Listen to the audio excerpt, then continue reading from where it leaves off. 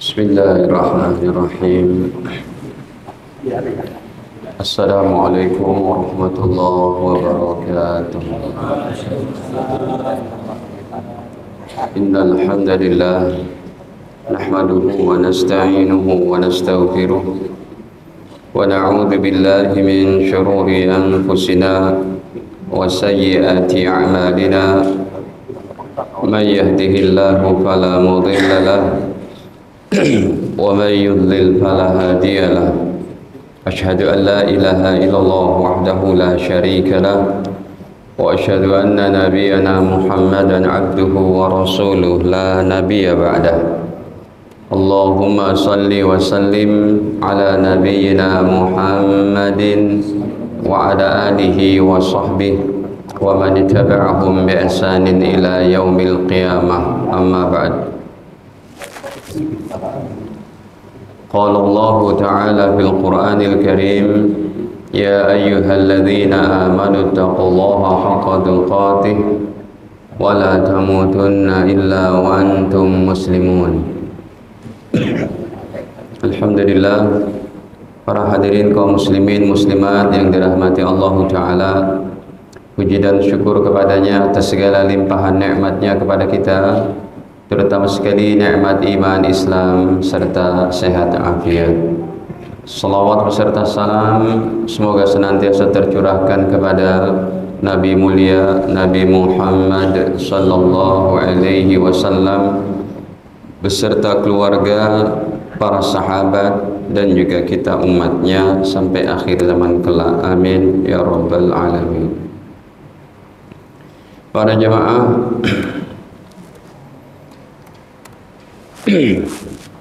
manusia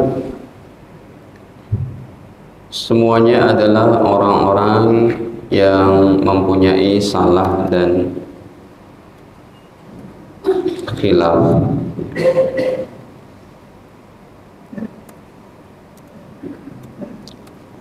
Sebagaimana yang Allah Subhanahu wa Ta'ala, maksud kami yang Nabi sallallahu alaihi wasallam sabdakan dalam hadis riwayat Imam Ibnu Majah, kullu bani Adam khatta'un, setiap anak Adam khatta'un itu adalah punya dosa. Ya, ini sudah merupakan ketentuan Allah.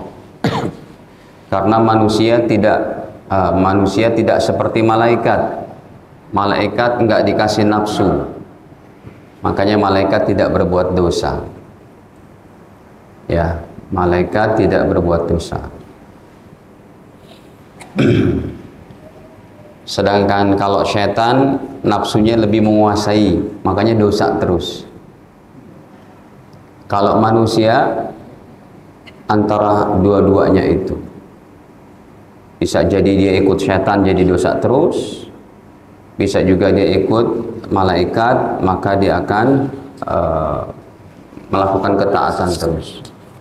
Kullu bani Adam, setiap anak Adam kata Nabi khatta'un, punya salah, punya dosa. Tetapi wa khairul khatta'in, sebaik-baik orang yang berdosa adalah at-tawwabun, yang banyak bertobat kepada Allah. Demikian juga di dalam surat An-Nisa pada ayat ke-31. Di sini Allah Ta'ala berfirman tentang bahwa in tajtanibu kabair, dosa-dosa besar itu disebutnya kabair.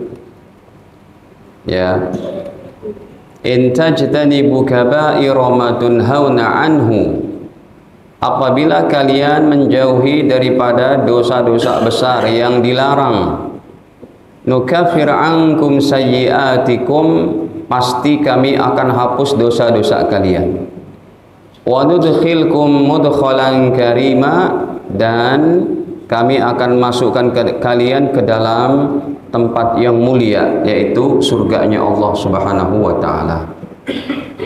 Nah, tapi kita harus memang berusaha ini Ya, karena setiap kita pasti akan kembali kepada Allah. Makanya perlu juga kita untuk mempelajari tentang dosa-dosa besar ini, supaya kita tidak terjerumus dalam perbuatannya itu. Apalagi tema kita adalah dosa-dosa besar yang sering tidak disadari oleh kaum muslimin. Ya, bisa oleh laki-laki, oleh perempuan, atau salah satunya saja. Baik, kita masuk aja yang pertama. Mengabaikan pendidikan agama untuk putra-putrinya. Ya, mengabaikan pendidikan agama untuk anak-anak kita. Beranjak dewasa dia tidak sholat, tidak puasa, tidak ngerti baca Quran. Ini adalah dosa semuanya itu. Kenapa? Karena suami istri disebut oleh Allah sebagai pemimpin. Hadis sahih riwayat Imam Bukhari. Kata baginda, kullukum ra'in. Kalian semuanya adalah pemimpin. Wa kullu ra'in mas'ulun an ra'iyatih. Dan setiap kalian akan ditanya tentang kepemimpinan kalian. Ya, ini pemimpin dari yang paling tinggi ya, presiden, penanggung jawab pemerintahan gitu ya. Tapi Rasulullah juga menyebutkan pemimpin termasuk yang pemerintahan paling ringannya itu, ruang lingkup pemerintahan paling sederhana ya keluarga. Ini hadis Bukhari, masih awal-awal pula 853. Kata Nabi, kullukum ra'in, setiap kalian adalah pemimpin. Wa kullukum mas'ulun an ra'iyatihi, dan setiap kalian akan ditanya tentang kepemimpinannya. Al-imam ra'in, imam itu pemimpin, presiden pemimpin. Wa mas'ulun an ra'iyati, dan akan ditanya tentang kepemimpinannya.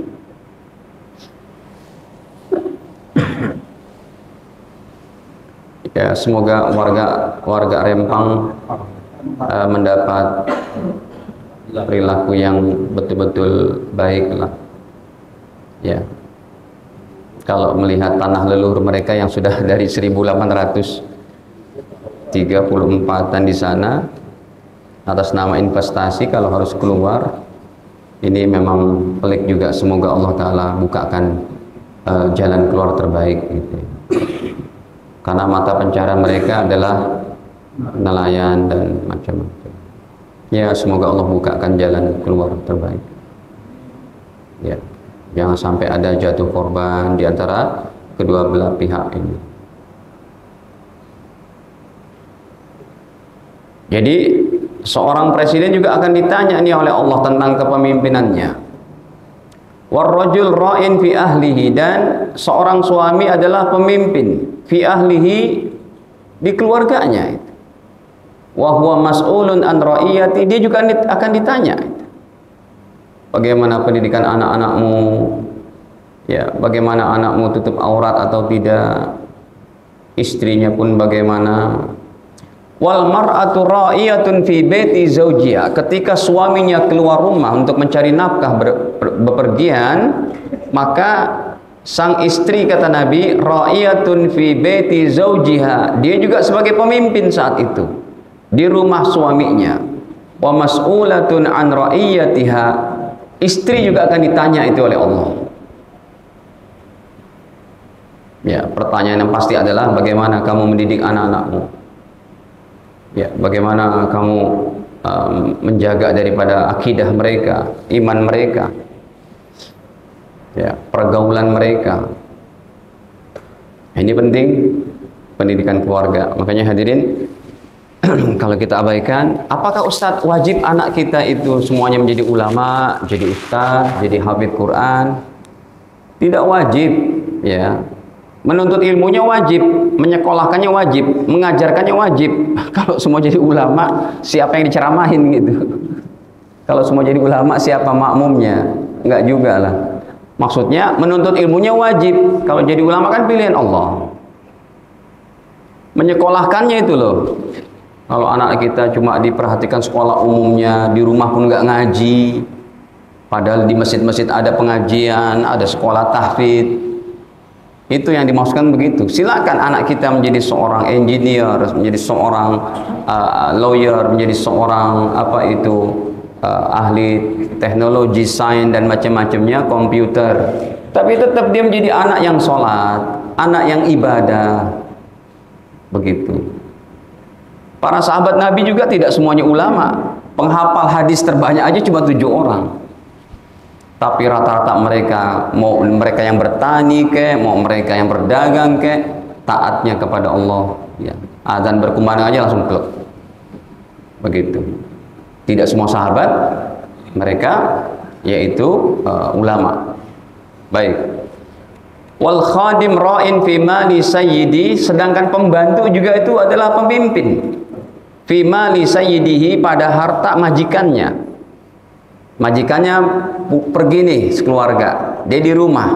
Sekarang dia pemimpinnya tuh. Ada orang mau minta izin masuk, nggak boleh. Ada hubungan apa? Tanya dulu. Gitu. Wa mas'ulun an ra'iyati, apalagi juga dia akan ditanya oleh Allah. Suami istri pergi, ya, tinggal anak-anaknya di rumah. Itu pemimpinnya tuh siapa? Pembantunya itu, khodimnya itu. Ya, dia harus begini, harus begini. Baik. Nah, ini hadirin diantaranya pertama. Kalau kata guru mulia Habib Umar bin Hafiz yang kemarin datang itu di Istiqlal, beliau mengadakan pengajian berapa kali. Beliau katakan, apa yang kita akan jawab kepada Allah Ta'ala? Kita punya anak 5, anak 6, tidak ada satu orang pun yang mengaji ilmu agama khusus. Nah, ke depan ini kalau memang anak-anak kita sudah pada besar, cucu kita Pak, Anda punya anak berapa, cucu berapa?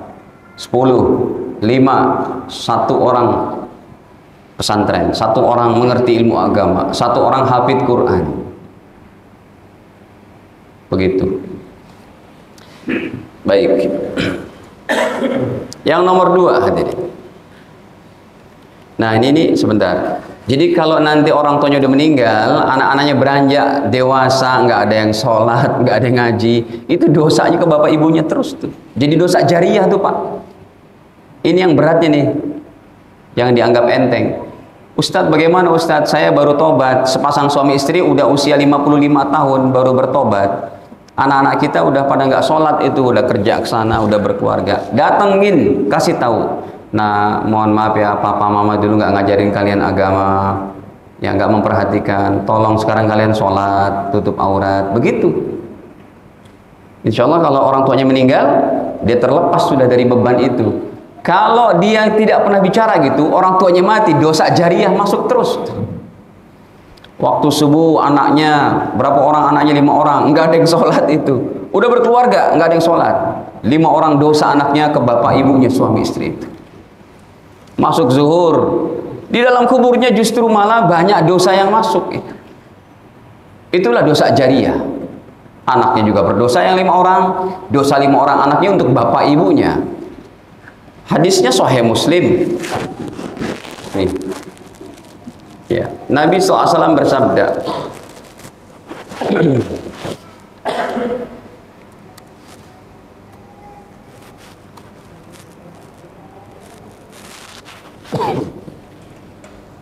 kata Nabi bahwa man da'a ila dolalah, siapa yang mengajak kepada kesesatan. Ya kan, kalau orang tua tidak mengajarkan agama, berarti orang tua itu menyesatkan anaknya. Beranjak dewasa dia tuh nanti nggak tahu apa-apa itu, jadi nggak dididik, mengajak kesesatan itu.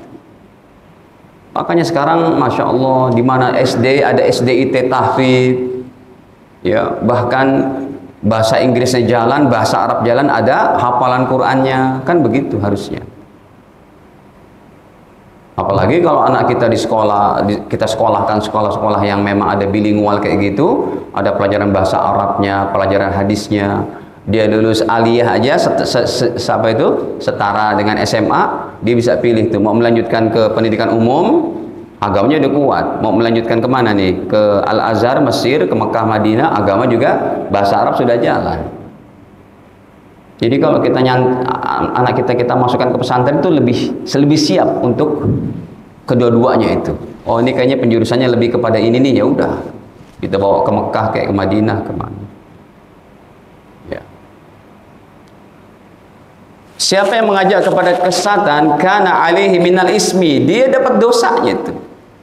Anaknya 5 orang nggak diajarin ibadah, suami istri udah meninggal, 5 orang ini setiap harinya nggak sholat 5 waktu, tidak sholat 5 waktu, dosanya untuk bapak ibunya.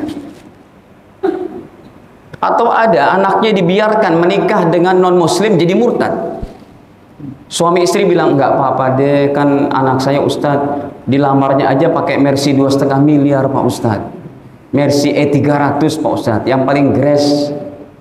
Terus gimana? Ya nggak apa-apa, kan semua agama masuk surga, semuanya benar. Ah, ini tambah sesat lagi ini. Mana ada dalilnya semua agama masuk surga? Apa artinya kalau orang-orang yang nggak Islam dikatakan kafir?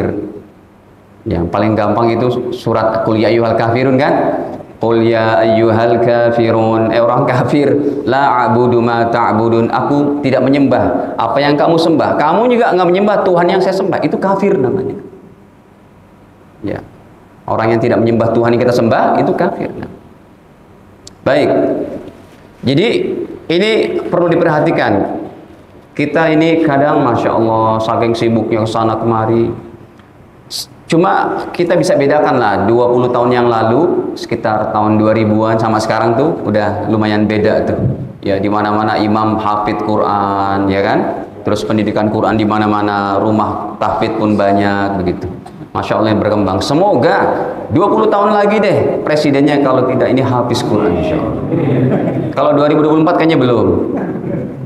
Ya, cuma saya ingetin jangan memilih orang yang memang suka bermaksiat. Ya. Saya mengharamkan diri saya memilih pemimpin yang dia suka nonton film bokep. Anda terserah. Dosa masing-masing kan gitu. Saya nggak nyebut nama ya Pak. Jadi baik, tidak boleh gitu. Kecuali dia bertobat, dia buat lagi satu video, saya bertobat, saya tidak suka dengan film begituan.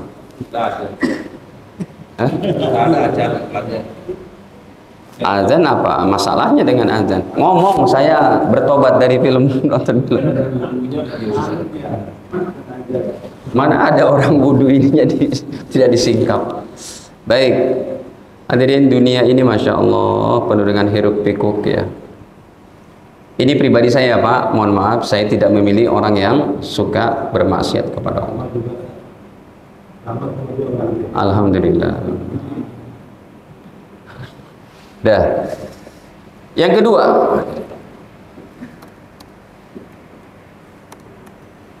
membiarkan istri tabarruj.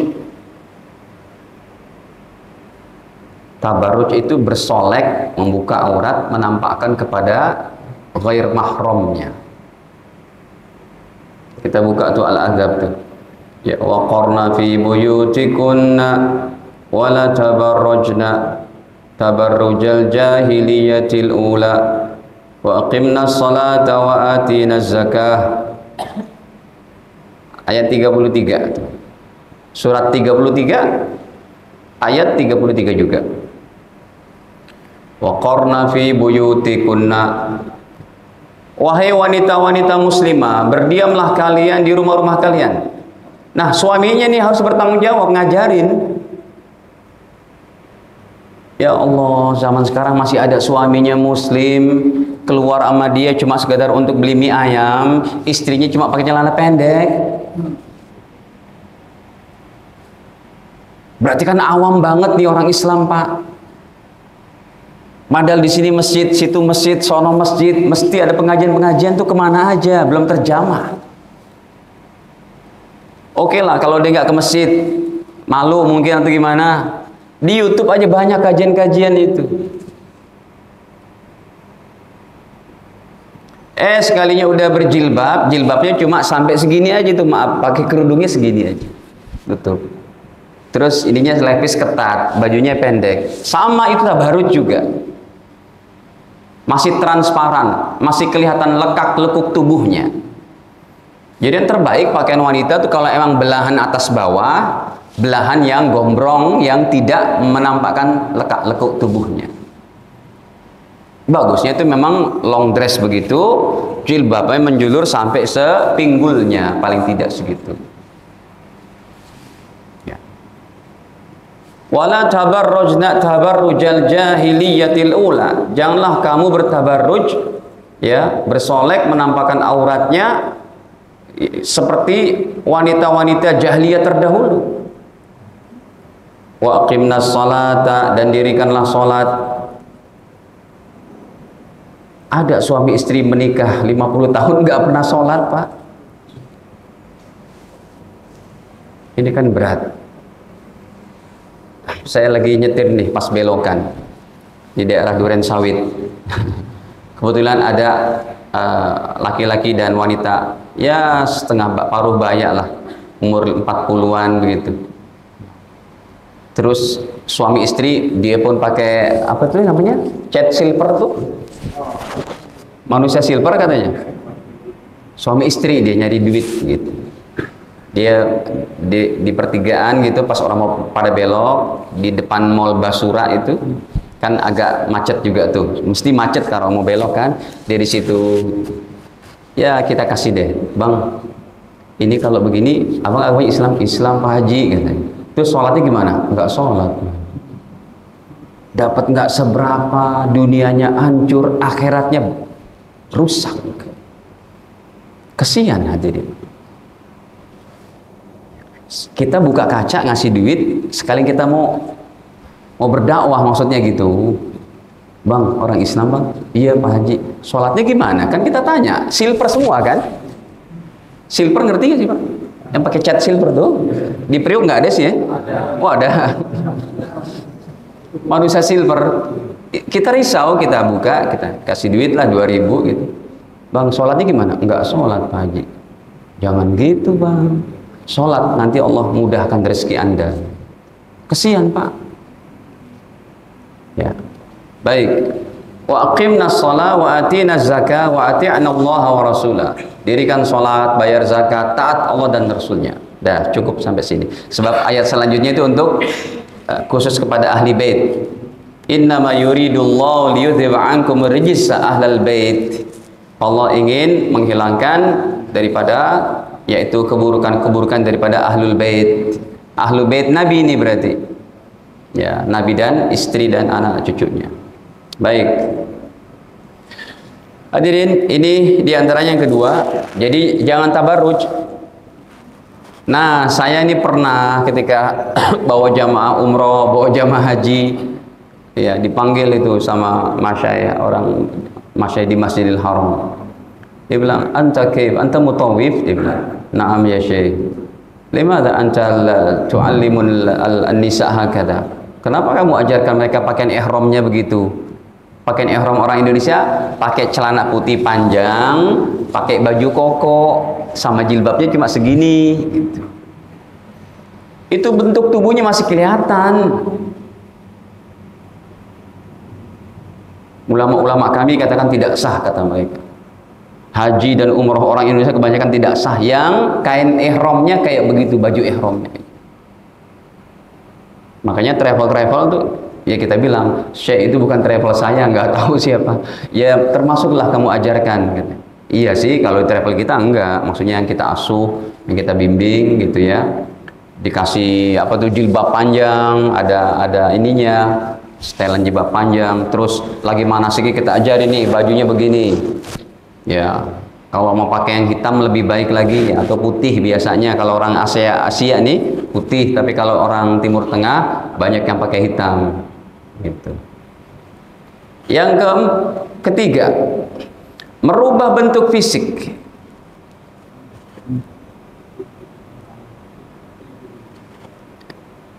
Hidungnya dimancungin, alisnya dikerok. Bapak, kalau ini ada ibu-ibu ya, Bu, yang alisnya dikerok itu harus bertobat kepada Allah. Ya. Alis dikerok. Ini sekalian nomor 4-nya deh, karena hadisnya ada tato juga, itu al-washimat itu tato sekalian ya. Nomor 4 sekalian di sini.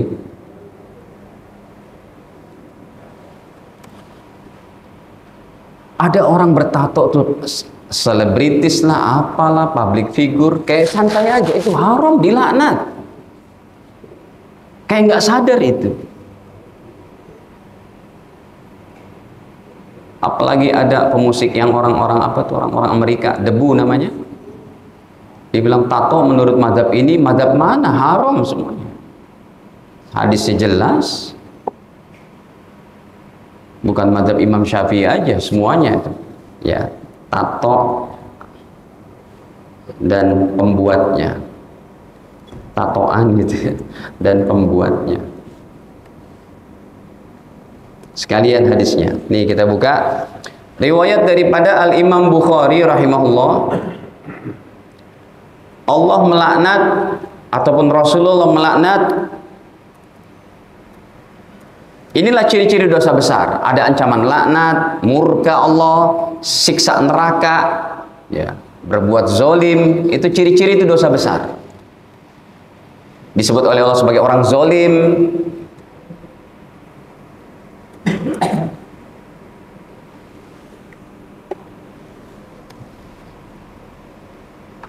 Nih, Sahih riwayat Imam Bukhari pada 4604.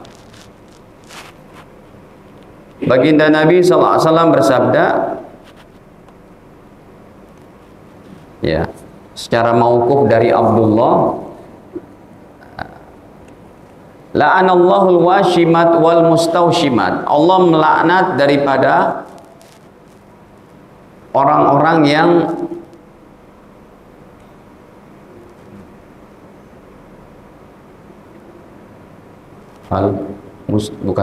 wal mustawshimat, mutawashimat, orang-orang yang bertato dan yang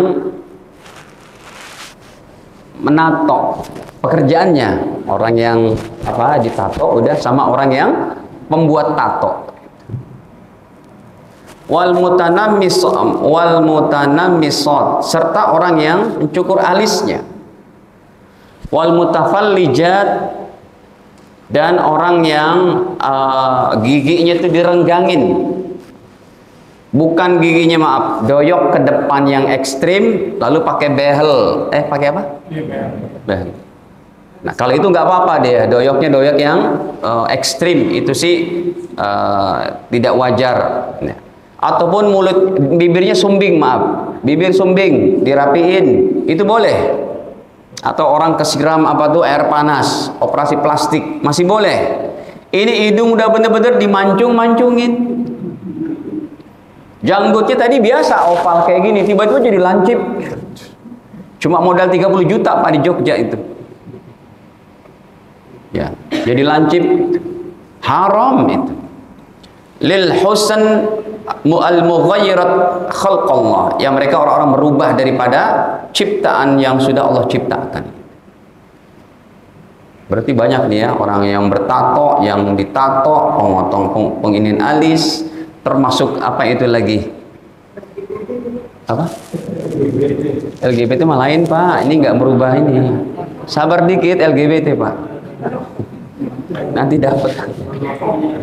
LGBT bukan ini yang merubah fisik. Betul, LGBT maksud saya bukan yang homoseks sama gaynya, tapi yang transgender gitu dong, jangan LGBT aja dong. Yang transgendernya betul, ya, yang transgender itu haram. Al-mughayyirat khalqallah, yang merubah daripada ciptaan Allah. Udah benar jadi laki, jadi perempuan. Yang perempuan jadi laki-laki. Tapi jarang ya perempuan jadi laki-laki. Kebanyakan laki-laki jadi perempuan. Orang yang berbangga dengan transgender kayak begini, dia pelaku transgender, berbangga itu, dijadikan komoditi, itu halal untuk digibah. Ya. Kayak artis Lucinta Luna atau siapa, itu diomongin nggak apa-apa, karena orang-orang ini tidak punya malu untuk berbuat dosa. Jadi ada sesuatu yang boleh kita omongin, salah satu syaratnya dia berbuat dosa, berbangga dengan dosanya. Contohnya apa? Allah kenapa ngomongin Fir'aun banyak sekali itu dalam Al-Quran? Berarti Ustaz Allah bergibah ya kepada Fir'aun. Lu bukan bergibah. Ini Fir'aun berbuat dosa yang terang-terangan dan berbangga dengan dosanya, itu halal dibicarakan supaya umat yang akan datang selanjutnya jangan kayak si Fir'aun, kayak si Haman, si Korun. Tabbat yada abi lahabi wa tab. Allah sebut tuh nama Abu Lahab, kejelekannya. Kenapa? Dia berbuat dosa terang-terangan dan berbangga dengan dosa-dosanya itu. Makanya hadirin, ada satu hadis nih, semua umatku kata Nabi dimaaf kecuali orang-orang yang mujahirin. Yang salah sebut Pak, nanti antum sebut muhajirin pula. Situ ada masjid muhajirin tuh. Pak DKM kata Pak Ustadz nih, masjid orang-orang yang berbangga dengan dosa ini ganti namanya Pak. Bukan muhajirin tapi mujahirin. Pakai jim dulu. Nih saya tampilin deh hadisnya. Ya Allah, berbuat dosa. Ente baru segelas aja, norak banget sih. Saya tiap malam 2 botol nyantai aja. Itu nggak diampuni dosanya. Hah? Kenapa?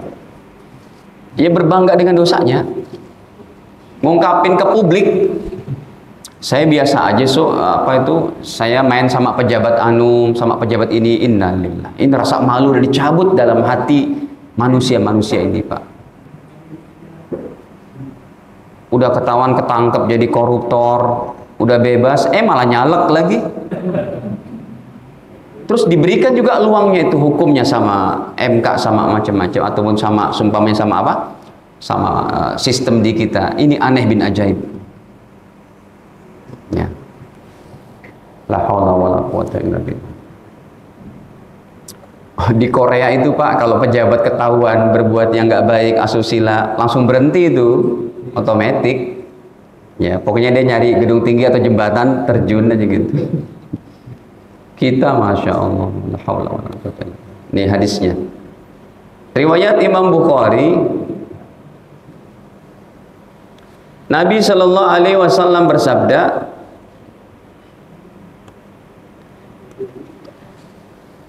ini dosa besarnya sedapatnya kita bicarakan karena jumlahnya 70-an Pak. Mungkin nanti berlanjut. Tapi milah-milihnya emang agak susah. Memilah-milihnya yang kita tidak sadari. Kan dosa besar banyak, tapi yang kita tidak sadari. Nabi bersabda, kullu ummati mu'afa. Umatku semuanya tuh mu'afa, dimaafin dosanya. Illal mujahirin. Kecuali orang yang mujahirin. Jangan muhajirin. Kalau muhajirin bagus, orang yang hijrah. Hijrah dari maksiat kepada taat. Hijrah dari nggak ke masjid jadi rajin ke masjid. Hijrah dari nggak bisa baca Quran jadi baca Quran. Jadi jangan bilang muhajirin, tapi apa? Mujahirin. Kan keliru bahaya nih Pak. Makanya ngajinya jangan ngantuk Pak, Ibu. Ngaji ngantuk. Pulang ke rumah dia sebarkan tuh, Ustadz bilang muhajirin itu dosa besar, orang yang berbangga dengan dosa besar. Bukan muhajirin, mujahirin. Nabi memberikan definisinya itu. Wa inna minal mujahara, yang disebut dengan mujahirin itu adalah ayya'mar rajul bil laili amalan, malam hari seorang buat dosa, summa yusbih, besok harinya waqad satarahullah, sungguh Allah sudah tutup aibnya. Dia buat dosa malam hari, Allah udah tutup aibnya, gak ada yang tahu. Siang harinya dia bilang sama orang-orang, fulan, bapak anu, amil tulbari hakada wa kada. Semalam saya begini kok, enak banget begini. Kata Nabi, waqad bata yasturu rabbuh, sungguh malam harinya Allah udah tutup aibnya itu.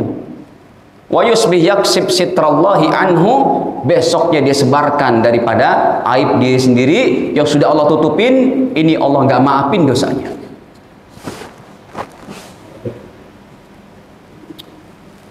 Ente baru nggak sholat zuhur aja takut banget, ini tiap hari nggak sholat, itu nggak dimaafin dosa.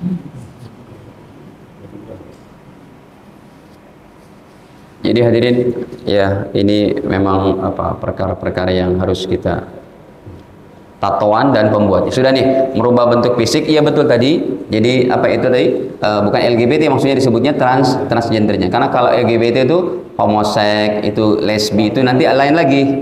Ya, ini merubah bentuk fisik. Kecuali yang dirubah itu karena memang dia cacat, gitu ya. Ada anak kita lahir, dia hidung apa itu, mulutnya, terus ininya sumbing, itu sih boleh. Ya, boleh dioperasi plastik, dirapiin gitu boleh.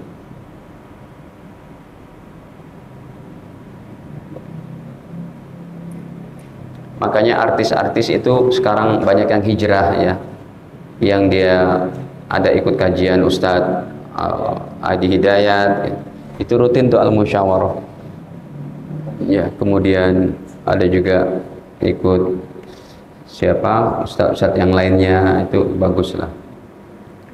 Tatoan dan pembuatnya sudah nih, berarti harta orang yang buat tato. Yang kita lebih mengerikan lagi, naudzubillah, dia buat tato di selangkangan perempuannya itu. Ya Allah, dunia. Nah, nggak tahu Pak, saya nggak paham itu. Ya kita kan lagi nyari YouTube nih, nyari kajian begini, apa sih dalilnya, agak rumit. Tiba-tiba lewat aja tuh kan. Ya Allah ya Rabbi. Betul nggak Pak? Kita sih nggak nyari Pak, cuma mau nggak mau itu. Orang sekarang aja sih kita buka handphone tiba-tiba ada wanita joget-joget. Itu gimana cara ngilanginnya? Hah? Nggak bisa dihilangin tuh ya. Emang baru kita buka nih handphone. Ini kenapa sih iklan apa lagi gitu? Bukan YouTube-nya, bukan itu. Baru buka handphone. Saya niat itu Pak, kapan saya bisa ninggalin handphone itu. Cuma jamaah ngubunginnya gimana nanti? Saya ada niat itu, mau ninggalin handphone sama sekali nggak pegang handphone gitu. Cuma belum ketemu celahnya, karena sopir juga belum rutin. Apa? Handphone jadul ya Pak? Betul juga, handphone jadul. Ini idenya boleh diterima nanti insya Allah. Yang kelima, yang keempat sudah. Laki-laki menyerupai wanita dan sebaliknya. Nah ini baru nih Pak, tadi sampai bilang ibu-ibu tuh transgender kalau ini ya. Ya ini haram, dilaknat oleh Nabi SAW. Ya kita buka hadisnya.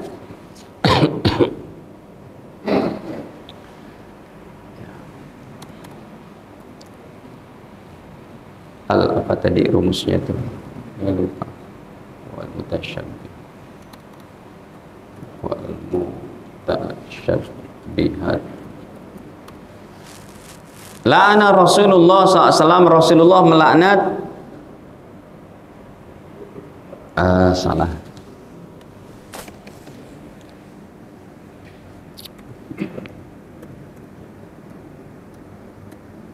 Ini kecil hurufnya. Nih. Ya, la'ana Rasulullah SAW, hadis Bukhari Muslim. Kita buka Sahih Bukhari-nya. Rasulullah melaknat al-mutasyabbihina minar rijal bin nisa. Ya, Rasul melaknat laki-laki yang menyerupai wanita, apalagi tuh ganti kelamin dan macam-macam. Aduh, udah parah banget. Ustadz, tobatnya bagaimana? Saya mau nanya dulu tuh, emang Anda pernah melihat para transgender ini langsung? Kalau dia laki-laki, emang tuh alat vitalnya, mohon maaf, emang bisa dirubah jadi wanita? Ada yang tahu nggak nih? Setahu saya itu kayak almarhum Dorce itu masih laki-laki, cuma dia memang ininya bisa disuntik silikon, suaranya bisa dirubah, kemudian rambutnya ya mudah lah dipanjangin atau pakai wig. Nah itu siapa yang punya pengalaman? Apakah benar ada laki-laki ya alat kelaminnya itu dirubah menjadi perempuan gitu? Kalau emang ada kayak begitu, berarti tobatnya dia kan ribet tobatnya Pak, udah jadi perempuan. Makanya setahu saya itu kayak di Thailand aja sebutannya apa? Lady boy. Lady boy aja sebenarnya sih. Jadi atau sekarang nih orang-orang yang di Indonesia terkenal ini, kalau dibuka itu Mau lihat alat kelaminmu betul perempuan apa laki, masih laki. Nah, itu baru kita bisa jawab dengan tegas lagi. Yang saya paham itu nggak bisa dirubah. Mau dirubah kayak apa? Dicangkok atau gimana? Hormonnya kan beda. Jadi biasanya itu mohon maaf, dia kelaminnya tetap laki-laki. Jadi cara bertobatnya udah, ini bisa dikempesin nih Pak. Bisa dikempesin, dioperasi lagi. Ya, kemudian dia rubah gayanya dengan gaya normal laki-laki dia. Nah, kalau perempuan memang dilaknat juga tuh. Wal mutasyabbihat minan nisa, serta Rasul melaknat perempuan yang menyerupai laki-laki. Nah, kalau perempuan nih nggak ada yang rubah jadi tadinya alat kelamin perempuan jadi laki-laki, kayak gimana ceritanya gitu. Ngambil dari mana itu begitu. Nah, kalau ini perempuan paling tomboy, sifatnya tomboy. Ya. Apa? Apa? Baik, ini hati-hati hadirin supaya tidak naudzubillah ya. Kita mau hidup ini dengan mengaji ilmu ini supaya terhindar dari perkara-perkara yang kayak begini. Apa? Nindik haram, kenapa? Itu bukan adat laki-laki. Laki-laki itu pakainya apa? Cincin dari perak paling tinggi, nggak boleh dari emas. Nah, batunya tuh boleh lah. Batunya terserah, mau safir, mau berlian tuh bebas. Nggak ada larangan dari Nabi Sallallahu Alaihi Wasallam. Ya, sebab kalau cuma dipandang aja tuh batu berlian yang cuma harga 50.000 di Rawabening, di dekat pasar Mester sana, ya 50.000. Itu kan sama yang harga 2 miliar itu kalau dilihat selintas nggak beda, kecuali kalau udah diapain, nah didetailin begitu atau pakai alatnya. Oh ini berlian, ini masakan ini gitu. Jadi kalau kita pakai cincin, Nabi juga pakai cincin kan di jari kelingkingnya beliau sebelah kanan. Bolehlah pakai jari tengah juga, nggak apa-apa.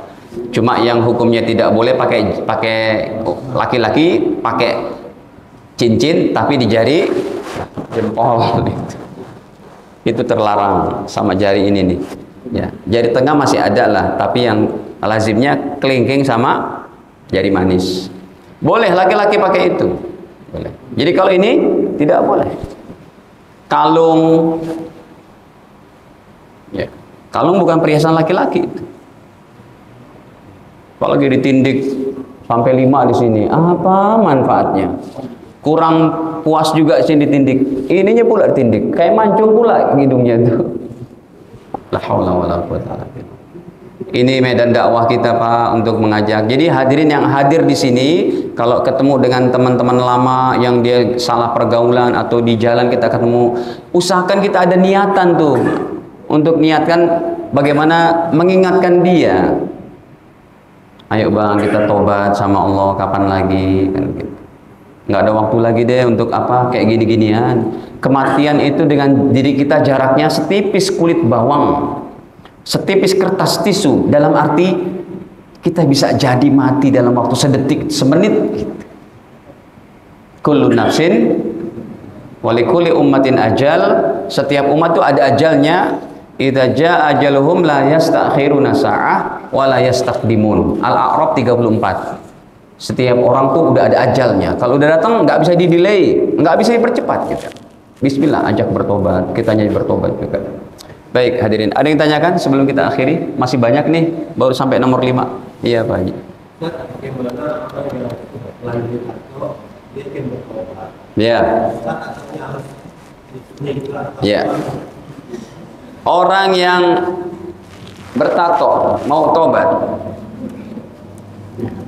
Ya adzan. Tato tobat. Caranya satu. Kalau tatonya cuma sedikit, sekira-kira dia bisa dihilangkan, wajib dihilangkan. Dulu cara dihilangkan tuh dengan cara dibakar, disetrika. Kalau sekarang ada cara laser. Nah, cari itu. Cuma sedikit dia. Ini Ustadz. Kita ketemu preman Pak. Dia natonya dia bilang, Ustadz, saya bertato juga Ustadz, tapi tato syar'i Ustadz. Emang tatonya apa? Ka'bah katanya lah. Ini preman juga pinter juga ngomong syar'i. Haram, ganti itu. wajib dihilangkan. Yang kedua, ya, tatonya sekujur tubuh. Ya, tatonya sekujur tubuh. Kayak orang Dayak, Pak. Masuk Islam, orang Dayak kan emang adat mereka tatoan. Setelah masuk Islam gimana dihilangin sampai di sini-sini. Lasernya juga habis itu, nggak kebentuk orang lain. Lagian kalau dia laser itu nggak semuanya hilang, tetap kelihatan tandanya, bekasnya. Kalau emang masih bisa diusahakan, kalau tatonya banyak ini, ya niat tobat sebaik-baiknya dan apa itu, kemudian dia tidak mengulangi lagi, menyesal dalam perbuatannya tadi. Begitu ya. Baik, jadi yang ada tato sedikit-sedikit Pak, tato burung merpati, kobra, hilangin. Ini saja, lain waktu insya Allah kita lanjutkan, masih ada beberapa poin lagi. Hadanallahu wa iyyakum ajma'in. Kita akhiri dengan kafarah majelis. Subhanakallahumma bihamdik, asyhadu an la ilaha illa anta astaghfiruka wa atubu ilaik. Assalamualaikum warahmatullahi wabarakatuh.